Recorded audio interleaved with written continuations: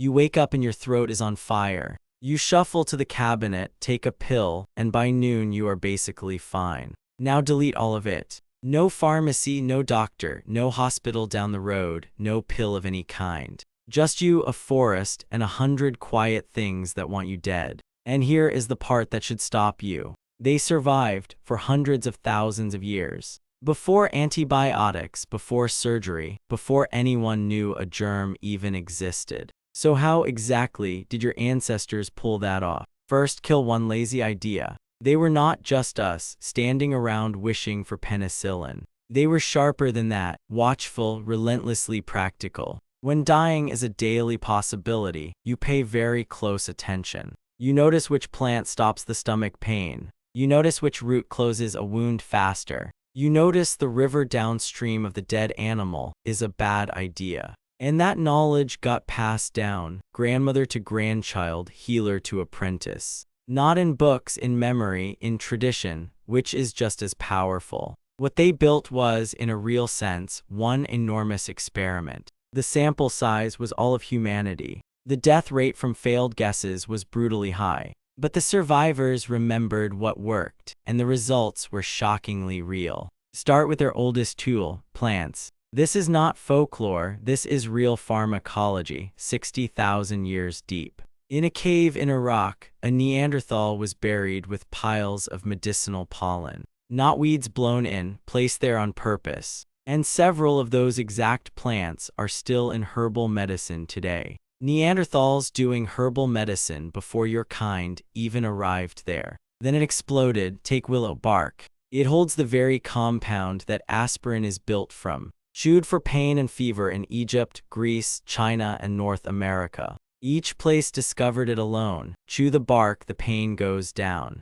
Garlic as an antibiotic, turmeric for swelling, echinacea for the immune system. And they were not just chewing whatever looked interesting. They knew to boil some plants and dry others. They mixed dozens of ingredients, each with a job. One to heal, one to mask the bitterness, one to help it absorb. That is empirical pharmacology, just without the lab coats. Now to something that kills fast, wounds. A bad cut could turn to infection and end you within days. So what did they reach for? First, honey. Honey is genuinely antibacterial. Modern hospitals still use a version of it. Next, mineral-rich clay packed onto the wound. Then, and stay with me here, maggots. Fly larvae placed on infected wounds to eat the dead flesh away. They eat only the dead tissue and leave the living alone. Real hospitals still use them today for wounds nothing else can fix. Ancient people did not scream and run. They noticed and filed it away.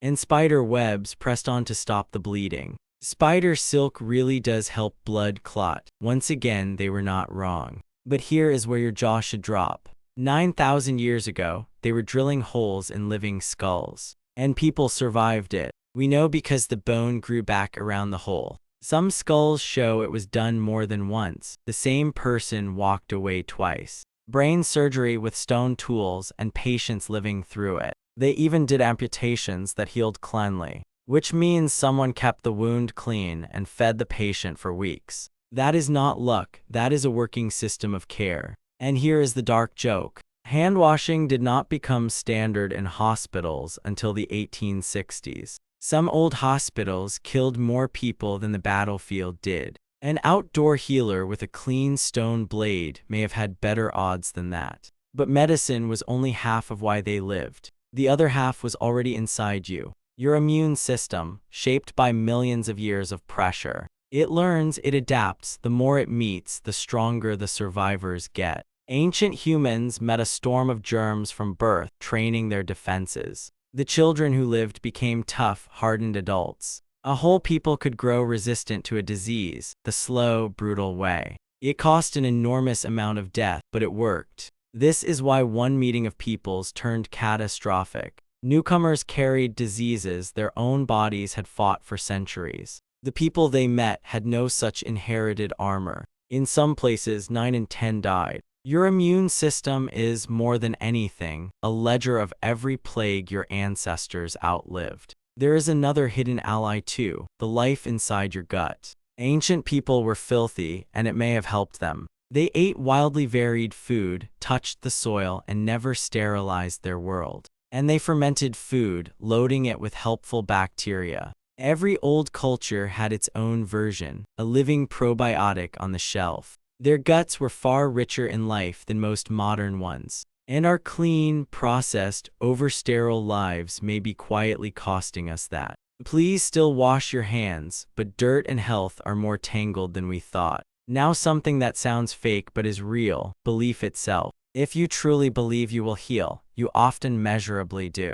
It is documented, it shifts pain, immune activity, and recovery. Ancient healers understood this, even without the words for it. The ritual mattered, the healer's confidence mattered, the whole village showing up mattered. The sick brain received a powerful signal: you are being cared for. And that signal has real effects. Stress drops, healing improves. It was not modern medicine, but it was not nothing either. It tapped the body's real power to heal itself when it feels safe. Now fairness, there were things they simply could not fix. A burst appendix, we now fix it in an hour. Back then it killed you. Childbirth was terribly dangerous. Dental infections could reach the jaw and kill. And between a quarter and half of all children died before growing up. Those grim averages hide something though. If you survived childhood and violence, you could easily reach your 60s or beyond. Old age existed, it just was never guaranteed.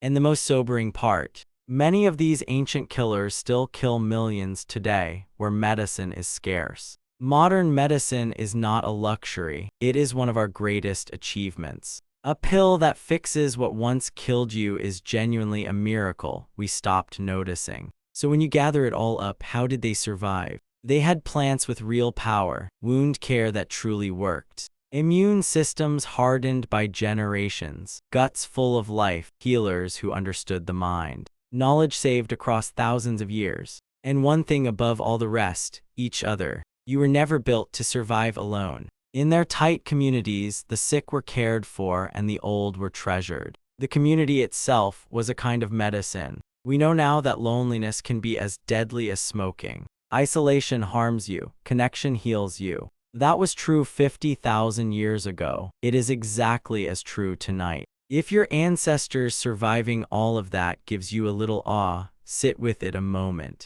Subscribe, and the next quiet question will find you when it is ready. And send this to the person who takes care of you when you get sick. There is something humbling in it if you sit long enough. We have scanners, transplants, and surgery done by machines. We can cure diseases that once erased whole peoples. And yet the deepest advice has barely changed. Eat real, varied food, stay close to other people, move, rest, breathe.